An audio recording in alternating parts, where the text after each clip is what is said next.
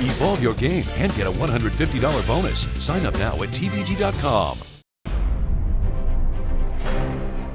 You always hope for that big horse, and I've been very fortunate to have had horses like Wise Dan come along in my barn. Wise Dan's got him! Wise Dan, brilliant in the mile! There's nothing that compares to Wise Dan. I mean, they're all special to me, but what Wise Dan has accomplished. Wise Dan's career started at Turfway Park in February at age 3. When we really got high hopes for Wise Dan is when he was in here in the winter, 2 turning 3. He may have faltered in his debut, but he left quite the impression in his second start. We ran him back and he won by 15 lengths, and the rest is history. Wise Dan just draws away. Wise Dan wins by 12, maybe 15. It's easy to forget that Wise Dan ran in the Breeders' Cup Sprint in just his 5th career start. Running on late is Wise Dan, but it's big drama, digging deep and finding more. I never realized how big a motor he had, how strong he was. Wise Dan didn't try the turf for the first time until the 10th start of his career.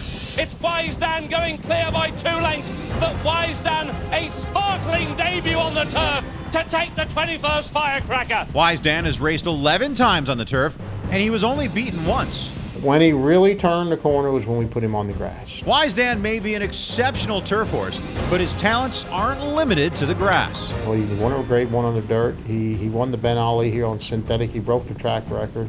So I don't think that he can only run on the grass, but I think that he's good on the grass, and why change something that was working so well for us?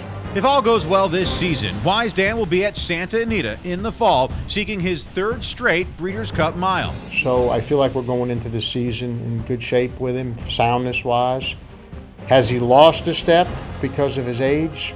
You know, I don't know that till I start running him. I mean, he doesn't show me that. It was another 7-year-old gelding on the West Coast who gave Lepresti some added inspiration for his performance in the Big Cap last month. Game on, dude. Gonna write his way into the history books. You don't know what that did for me to watch Game on Dude win. I texted Baffert after a couple days after the race. I was really happy for him, and I was happy for that horse. The way he won that day, I was like, man, I know what that feels like. It's like when Wise Dan got beat in the Shadwell, and I started reading all the Twitter stuff and the critics about, oh, maybe he's running too many times, maybe he's lost a step, you know, and then all of a sudden jumps up and wins the Breeders' Cup again.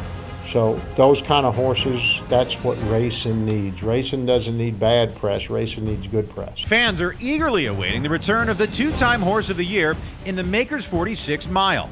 Wise Dan has been getting ready under the watchful eye of Lepresti at Keeneland all winter. You got to figure we didn't get the training in that we should have got this winter.